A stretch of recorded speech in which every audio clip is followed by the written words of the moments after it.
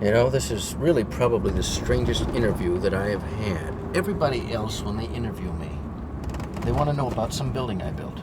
But you want to know about my grandmother. You want to know everything about her. I think that's kind of odd, but I'd like to see if I can help you if I can. And, well, I'm sure that there's some people out in Istanbul who would be interested in hearing her story. Well, thank you so much for your openness and generosity about this. I'm very grateful for being able to spend this moment with you. You know, when I heard your name for the first time, I didn't pay attention because I didn't recognize it, with the American accent where Tutuncu becomes Tutuncu. But later on, when I was visiting your Milwaukee houses, I saw your name written, and it was such a shock for me then to realize that the architect of this amazing Chicago landmark was somehow related to another Tutuncu, a legal advisor of the last Sultan, if I remember well. Yeah, my grandfather. Well, at least officially, since my grandmother had some very progressive ideas regarding society at large and marriage in particular. These days, we think nothing of it, if a person has multiple sexual partners. But I think it's rather gutsy for a Turkish woman born in the 19th century like my grandmother was. Don't get me wrong, I believe that she loved her husband very much, but simply required additional partners on the side. Like Mustafa Kemal, for instance? Like Mustafa Kemal, right, yes. Perhaps he's my biological grandfather. But I don't care. I mean, what am I going to do? Have some DNA tests made for the sake of, fame? Money? I've got all that. It's a bunch of crap. I mean, what's important to me is my parents cared about me when I was a kid. And have your grandparents told you about their life in Turkey before they moved to the States? Oh, no, not then. See, you've got to look at the fact that it was really a very different culture. Everything was about keeping things inside. Nowadays, of course, it's the opposite. People go on these crazy talk shows. They'll tell you about all their personal problems, all the intimate details of their life. My grandparents were completely the opposite. Everything was about keeping things inside, as the culture was just so different. And I mean, I guess your grandfather died when you were very small. Yes. Actually, I lost my grandfather when I was 2 years old. I hardly remember the man. But you remember your grandmother? Oh, yeah. No, I remember her vividly. She died when I was 17 years old. She had this amazing charisma. Even as a little kid, I was quite receptive to it. And she was a wonderful grandmother to me, full of affection and all of that, But there were a lot of lessons that she taught me when I was just a small child that I didn't fully appreciate until many years later. Like what, for instance? Well, like her politics and ethics, but she did this in a very subtle and a gentle sort of way. Like to be a good person, to stand behind your opinions, to believe in progress and in the value of man. Oh, what she would do is she would use daily experiences to teach me these things. For example, there was this kid at school, and he'd always loved to steal my sandwiches. And I don't know why the heck he did that, but it would get me completely upset. When I get home, I'd be upset. Or at home, I'd have a fight with my brother Zeke. We had one television set. Nowadays, people have 2 or 3. He'd want to watch football. I'd want to watch cartoons, and we'd have this big fight. My grandmother, she'd take this, she'd turn it into a discussion, a serious discussion of politics and ethics. Now, she knew that in any sort of a resolution, you had to make both sides feel good. She had a lot of experience as a school teacher with little kids, so I think that she used a lot of these same tactics in her relationship, not just with children, but with politicians and leaders. And did she also tell you about Turkish and world politics back then? Oh, well, not then. You see, I think she was quite cognizant of what a child could assimilate and what not. It's only in her later years that she opened up to me and showed me this incredibly interesting woman who she really was. Yes, this woman who had participated in a revolution, who had this intense relationship with Mustafa Kemal. This woman who had climbed the social ladder in Turkey. It was fabulous. And it was, well, as a 15-year-old American kid, hey, how could I relate to what she was telling me? I was just your typical American kid. I didn't have background information to appreciate what my grandma was saying. But, I appreciated that she was a special woman. It's only in my later years where I had the time and the desire to find out exactly what background information I would need to understand what she had told me.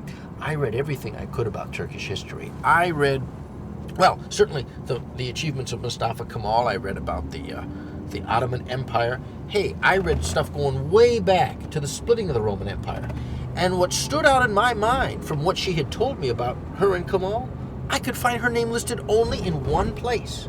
And that was in reference to being a guest of honor at the Women's Congress in Istanbul in 1935.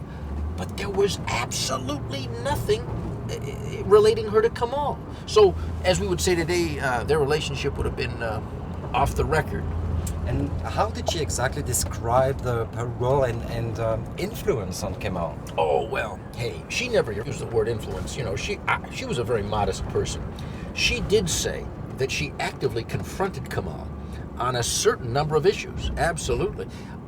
For example, Kemal was very, very aware of women's status, and he felt that changes were necessary. But she pushed him to go even further than most European democracies of that day. Or after, they would discuss books and literature and all this, after realizing that Kemal had actually never read Marx's Capital. She acquired a copy for him, and she just didn't give it to him. She quizzed him on it.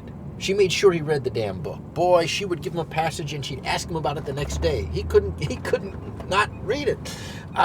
It was like she was a student. He was a student, and she's the teacher. Later on, she was encouraged by Trotsky. I don't know if you're aware, but Trotsky was he was in exile in Istanbul in the 1930s, and he was a frequent visitor to her father's bar. So she knew this guy on a first-name basis. And it's kind of a twist of history that has always made me laugh, because when you figure that what Karl Marx did is he wrote what he called recipes that were instructions for his friends to show his wives how to go about reading his book, because, you know, a woman isn't very smart anyway, and if you tell her something, it has to be constructed like a recipe. Now, I say this facetiously, but, it's kind of an interesting turnabout when you see how she was treating Kemal on this. Now, I'm talking all about Marxism and all that, but I don't think she took it as like a religion, as many people would. Certainly, Marx was a 19th century phallocrat kind of a guy with little consideration towards women. She didn't completely reject him on this like many feminists would, if you know what I mean. No, my grandmother, she had the wisdom to take a look at what somebody would say, and she would appropriate those ideas that she felt were salient, and then she would simply dismiss those ideas that did not fall within her priorities. And I had this idea. Do you think that somehow Safia was staying really in between the Marxist and the free-thinking traditions? Oh, absolutely, yes. And do you think that she knew about the American free-thinking movement before she settled in Chicago? Well, I'm not sure about that, really. I mean, from looking at her life, she could have been a free thinker without knowing actually what it was called. But she did most certainly become familiar with the free thinking movement after my father met my mother. Because you see, my mother was, interestingly enough, the granddaughter of Emma Goldman. And I don't know if you know about Emma Goldman, but she was this very outspoken feminist, atheist, anarchist. She was actually one of the main figures in the free thinking movement. Emma Goldman, she died in 1940, it was just a few months before my parents got married. And within my research of my family and my grandmother's life, I've never been able to determine precisely whether Emma Goldman and my grandmother actually met face to face, but I'm sure if they had, they would have had some interesting conversations, huh? And how did she define herself? I mean, Safia, your grandmother, not Emma Goldman.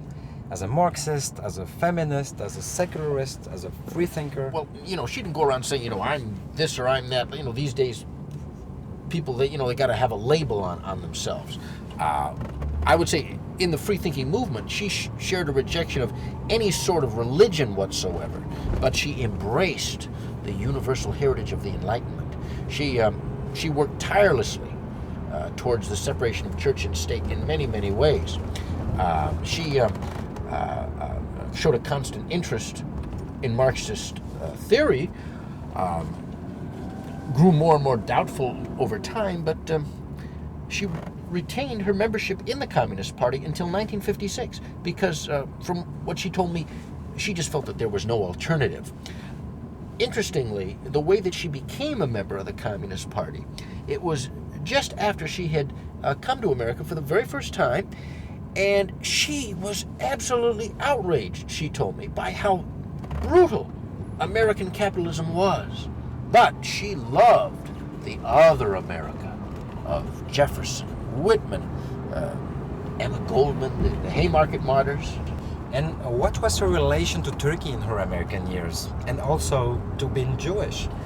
Well, she was growing more and more global over time.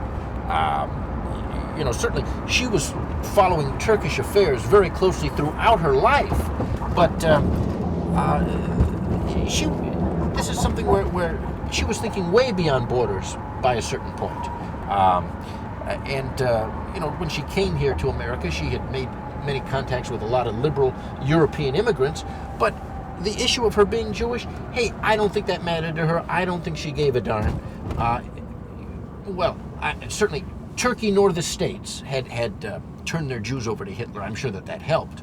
The only thing that I can give you, having anything close to being Jewish, is just after the State of Israel was established, she wanted to go over there and immigrate, and she did. She didn't do this for any religious reasons. She felt that this was going to be a great socialist experiment, but she returned less than a year later because she was thoroughly disappointed in what she felt was just another colonial struggle. And how did your double consciousness manifest? I mean, between Turkey and the States. Do you think that she saw her role as bridging the gap to a certain extent? Yeah, I would say that would be an intelligent way to phrase it, because all you have to do is look at the time and the intense concentration that she put into her finely constructed translations of the works of Nazim Hikmet into English. You see, my grandmother, she was very guilty. She felt very guilty about, throughout her relationship with Kemal, though she was able to get him to do so many things and make so many reforms, she was never able to get him to do one thing. She was never able to get him to release Nazim Hikmet from jail, where Hikmet had been sitting for many years. Anyway, she must have been, quite aware that if any moment Kemal had stopped loving her, she too could be sitting in jail. She was the first person to translate Hikmet into English, and she knew. I mean, she told me she absolutely knew that Hikmet had a potential readership in America. And one thing that really made a point to her about the whole thing was he fit so well into this leftist Chicago tradition. And apropos translation and identity, how have identity politics affected other members of your family? I would say that they've affected them more than it ever did her, you see. I mean, my kids, for example, they seem to value their Turkish heritage much more than I did. They refer to themselves as Turkish Americans. It's the old story. Look, the first generation comes over, they're obsessed with assimilation. It's only one or two generations later where anybody makes any kind of attempt to find out, where did I come from, who are my people, and all that. Heck, my kids, they really make a big deal about their Turkish heritage. But I've always said, and I still say it now, I just say, well, I'm an American citizen. That's really what I refer to myself as. It's nothing to do with my feelings for the country of Turkey. It's just that here in Chicago, we simply don't have a large Turkish community. Yeah, that's true, actually. And have you ever returned to Turkey with your kids, for instance? Because you just mentioned it's such an important thing for them. No, I haven't. I won't. But if they want to go, I'm happy to pay for the ticket. But I don't see myself as ever visiting Turkey, and I've never been there. It has to do with some tragedy, and I don't speak about it very much, so it's not generally known. You see, when I was 18, and this is the year after my grandma died, my family had planned a trip to Turkey for many years. It was an important event that we all wanted to go together. So the year after my grandma died, 1966, the family had finally acquired enough money for 5 tickets. We bought them all. We were ready to go. It was a couple of days before we were going to leave, and I got a severe ear infection. The doctor forbade me to fly. There was no way we could go. Now, in those days, you didn't have the kind of cancellation insurance policies on a ticket like you do now. Make it for a later date or pay some small penalty, whatever. It was either we were going to lose all 5 tickets or we would just lose one. So it was decided that the family would go on to Istanbul and I was to stay in Chicago. I was old enough, I was 18, and in a lot of ways I was looking forward to a few weeks by myself at home. It had never happened before, and I was thinking of wonderful things to do. So a few days later, I got the call from the American Embassy. My whole family had been killed in a car crash.